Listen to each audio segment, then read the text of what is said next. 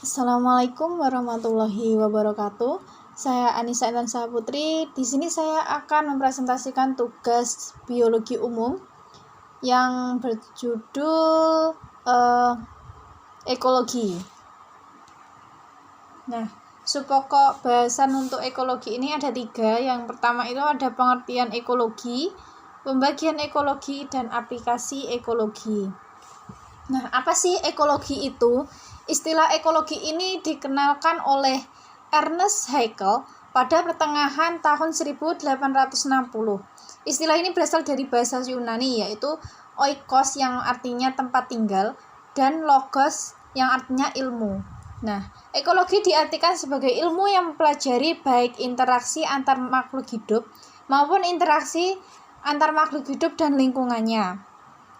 Istilah ekologi ini pertama kali dikemukakan oleh Ernest Haeckel pada tahun 1834 sampai 1914. Dalam ekologi, makhluk hidup dipelajari sebagai kesatuan atau sistem dengan lingkungannya. Nah, pembagian ekologi yang pertama itu ada pembagian ekologi menurut bidang kajiannya. Yang pertama ada autekologi, yang artinya ekologi yang mempelajari sesuatu spesies organisme atau organisme secara individu yang berinteraksi dengan lingkungannya. Biasanya tekanannya pada aspek siklus hidup, adaptasi, sifat paratis, dan lain-lain. Yang kedua ada sinekologi, yaitu ekologi yang mengkaji berbagai kelompok organisme sebagai suatu kesatuan yang saling berinteraksi dalam suatu daerah tertentu. Ekologi jenis, ekologi populasi. Nah, lalu ada pembagian ekologi menurut habitatnya. Yang pertama ada bahari atau kelautan. Salah satu ekologi bahari adalah ekologi laut tropis. Contohnya adalah interaksi antara ekosistem mangrove, lamun, dan terumbu karang. Karakteristik laut tropis ada 3, yaitu keanekaragaman organisme tinggi, suhu relatif hangat, sumber makanan, mineral, dan hasil laut lain tinggi. Lalu yang kedua ada ekologi esturia. Esturia adalah bagian dari lingkungan perairan yang merupakan daerah pencampuran antara air laut dan air tawar. Nah, lalu yang ketiga ada padang rumput. Padang rumput adalah daerah yang ditumbuhi tumbuhan yang berjenis rumput, seperti alang-alang. Alang-alang adalah jenis rumput tahunan yang menyukai cahaya matahari dengan bagian yang mudah terbakar di atas tanah dan akar rimpang atau rizome yang menyebar luas di bawah permukaan tanah. Lalu selanjutnya aplikasi ekologi.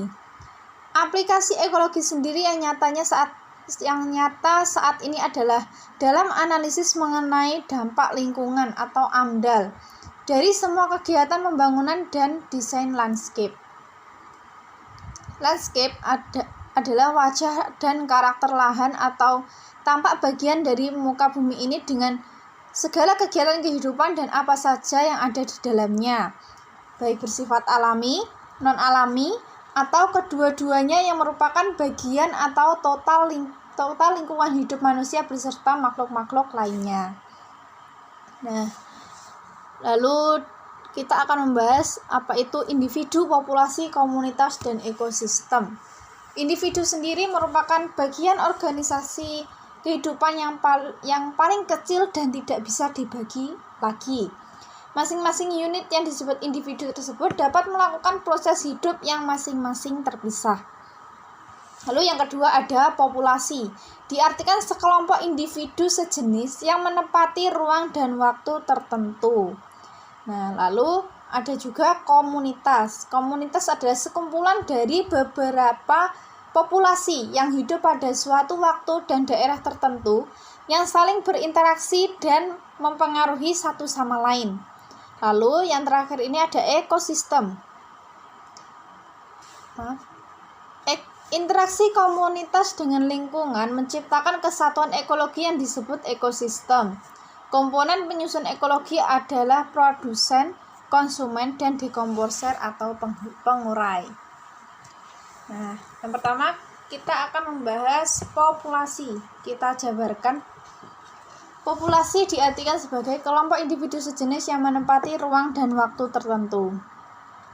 Yang pertama ini ada penentuan taksonominya. Secara taksonomi yaitu spesies ditentukan berdasarkan hubungan kekeluargaan baik secara evolusi maupun sejarah nenek moyangnya.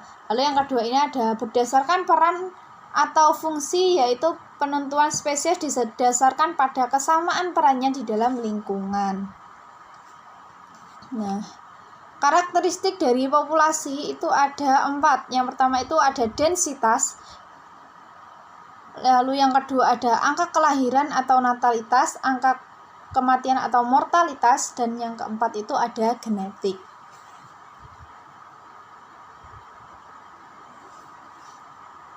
Lalu ada juga, jadi ada 8. Lalu yang kelima ini ada struktur umur, yang keenam ada potensi biotik, lalu yang ketujuh bentuk pertumbuhan, dan yang terakhir itu distribusi populasi.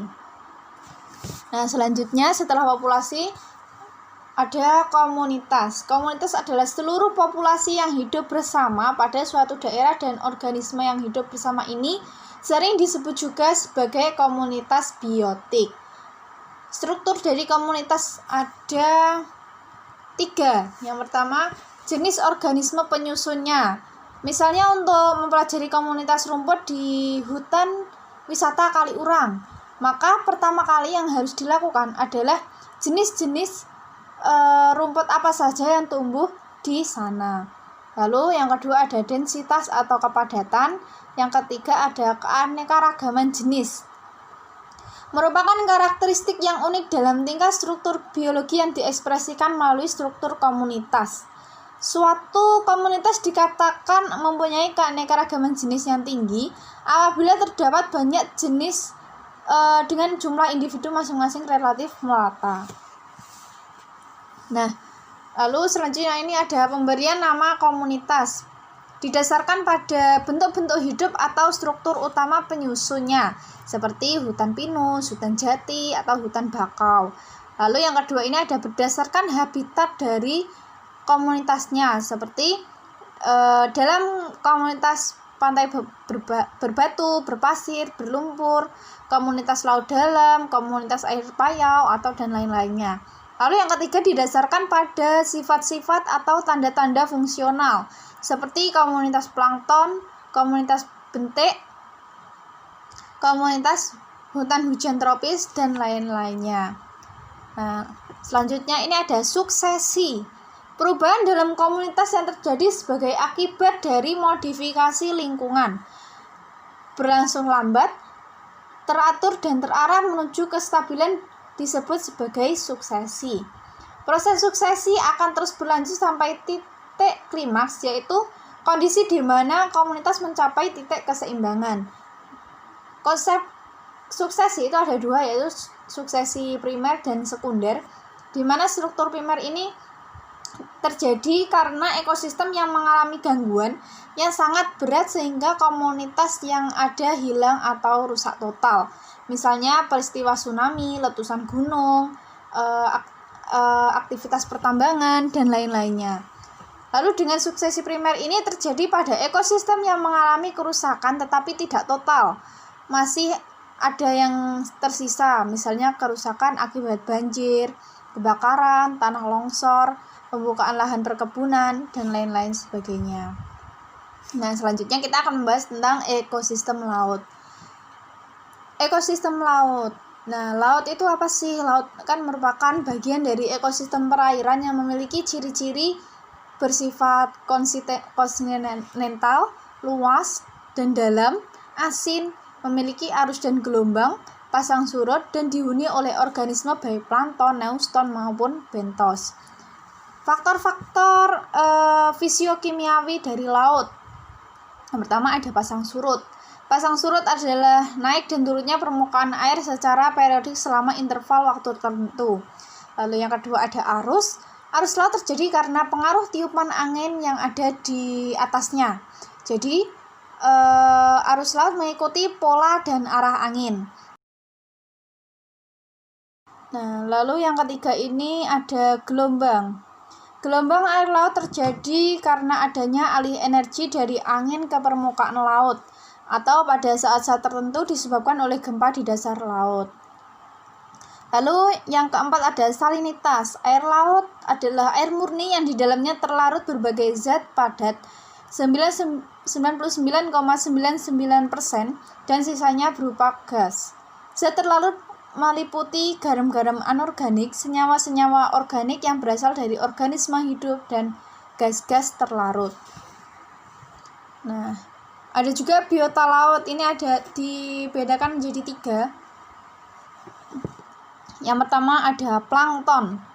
Adalah biota yang hidup melayang dalam air, tidak dapat bergerak atau tidak dapat bergerak sedikit pun, dan pergerakannya hanya dipengaruhi oleh arus atau terhanyut. Lalu yang kedua ada nekton. Nekton adalah kelompok organisme yang tinggal di dalam kolom air, baik di perairan tawar maupun laut. Lalu yang ketiga ada bentos, mencakup semua biota yang hidup menempel, merayap, atau membuat liang di dasar perairan mulai dari daerah litoral sampai dengan dasar laut atau hadal. Lalu selanjutnya ada ekosistem intertidal. Zona intertidal memiliki luas yang sangat terbatas, meliputi wilayah yang terbuka pada saat surut tertinggi dan terendam air pada saat pasang tertinggi, atau separuh waktu berupa ekosistem terestrial dan separuhnya berupa ekosistem akuatik. Kondisi lingkungannya ini terbagi menjadi 4. Yang pertama pasang surut, naik dan turunnya permukaan air laut secara periodik selama interval waktu tertentu. Yang kedua suhu di daerah intertidal biasanya mempunyai kisaran yang sangat luas selama periode yang berbeda baik secara harian maupun musiman, dan dapat melebihi kisaran toleransi organisme. Lalu yang ketiga ada salinitas. Zona intertidal terbuka pada saat surut, dan kalau hal ini terjadi pada saat hujan lebat, maka salinitas akan turun. Pada daerah intertidal, pantai berbatu yang memiliki banyak cekungan. Yang keempat ada substrat dasar. Substrat dasar zona intertidal memiliki variasi yang sangat berbeda dan dapat berupa pasir, lumpur, maupun berbatu. Substrat dasar ini menyebabkan perbedaan struktur komunitas flora dan fauna yang berbeda. Nah, selanjutnya ini ada adaptasi organisme intertidal. Yang pertama daya tahan terhadap kehilangan air, keseimbangan panas, tekanan mekanik, tekanan salinitas, dan reproduksi. Nah, selanjutnya ada ekosistem mangrove.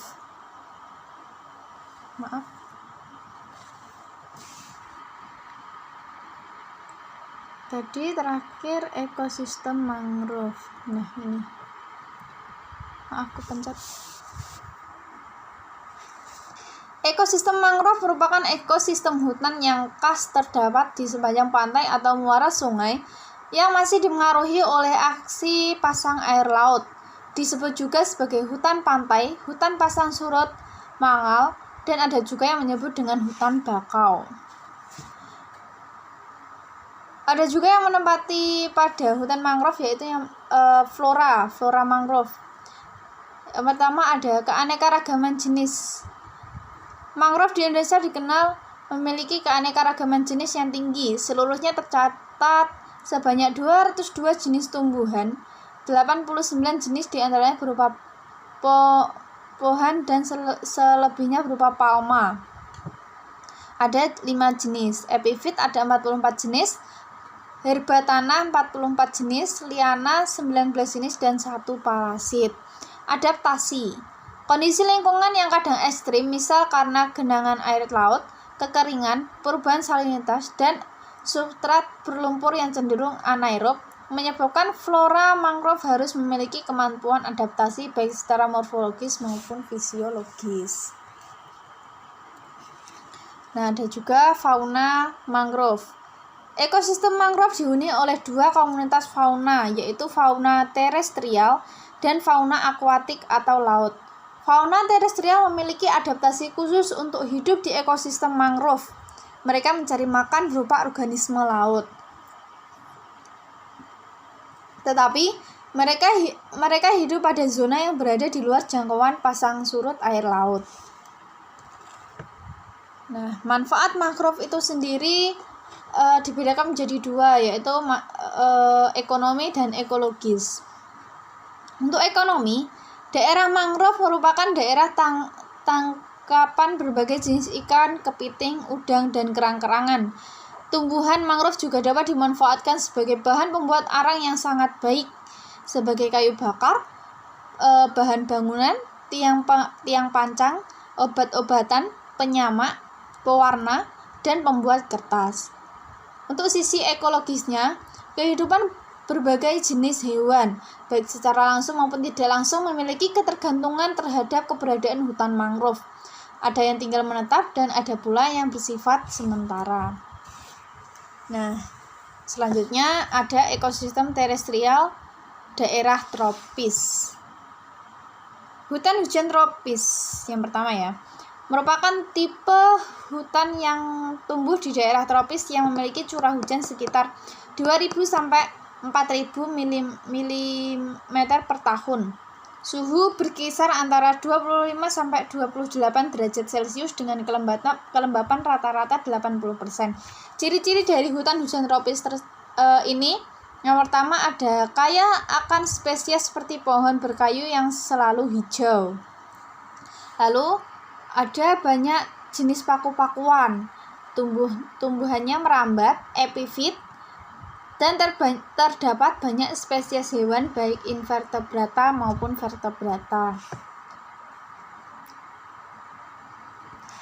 Nah, pembedaan hutan hujan tropis berdasarkan ketinggiannya. Ini ada 3 ya. Yang pertama itu ada hutan dataran rendah, terdapat pada daerah rendah dan bukit-bukit dengan ketinggian 600 meter di atas permukaan laut. Lalu yang kedua ada hutan pegunungan bagian bawah, ekosistem hutan yang terdapat pada ketinggian 600 sampai 1400 meter di atas permukaan laut. Lalu yang terakhir ini ada hutan pegunungan bagian atas atau mountain forest, terdapat pada ketinggian 1400 sampai 3000 meter. Fisioekonomi tergantung pada ketinggian dan topografinya. Nah, yang terakhir ini ada ekosistem esturia. Estuarin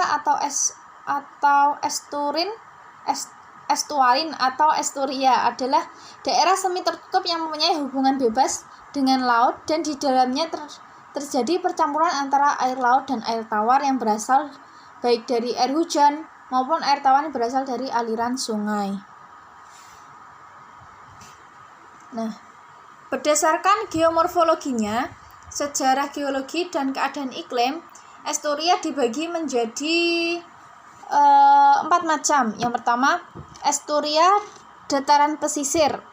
Estuaria ini terbentuk pada akhir zaman es penghabisan ketika permukaan laut menggenangi lembah sungai yang rendah letaknya. Yang kedua, ada estuaria tektonik, terjadi karena turunnya permukaan daratan sehingga daerah tertentu di daerah dekat pantai digenangi air laut.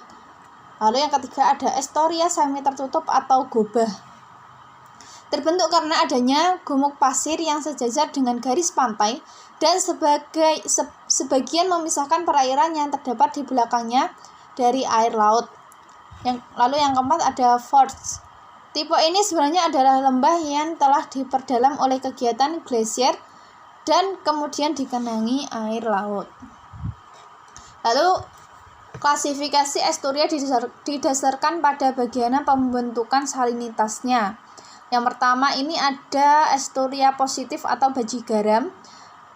Estuaria tipe ini memiliki ciri khas gradien salinitas di permukaan perairan cenderung lebih rendah dibandingkan dengan salinitas pada bagian yang lebih dalam atau di dasar perairan. Nah, kita lanjut yang kedua, estuaria negatif. Estuaria tipe ini biasanya ditemukan di daerah dengan sumber atau masukan air tawar yang sangat minim atau rendah, dan penguapan sangat tinggi yaitu daerah iklim gurun pasir. Lalu yang ketiga, Asturia percampuran sempurna. Pencampuran sempurna menghasilkan salinitas yang sama secara vertikal dari permukaan sampai ke dasar perairan pada setiap titik. Biota Asturia. Ada flora dan fauna. Fauna sendiri terbagi menjadi 3, yaitu fauna dari laut, yang berasal dari laut, yang berasal dari air tawar, dan dari fauna Asturia itu sendiri. Lalu yang kedua ada floranya. Hampir semua bagian Asturia terus-menerus terendam dan terdiri dari substrat lumpur halus, sehingga tidak cocok melekatnya makroalga. Kekeruhan yang sangat tinggi juga menyebabkan terbatasnya daya tembus cahaya matahari ke lapisan yang dangkal sekalipun, sehingga lapisan dasar Asturia miskin tumbuh-tumbuhan hidup. Nah, sekian dari presentasi saya. Apabila ada kurangnya saya mohon maaf. Terima kasih. Wassalamualaikum warahmatullahi wabarakatuh.